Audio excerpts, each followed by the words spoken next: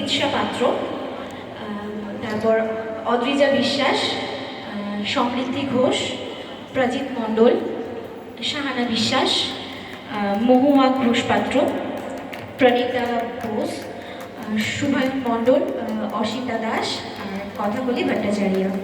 আর কিবোর্ডে যিনি আছেন উনি সঙ্গীত সাধনার গুরু অভিজিৎ সেনগুপ্ত, আর আমি চন্দ্রানী ঘোষ সেনগুপ্ত।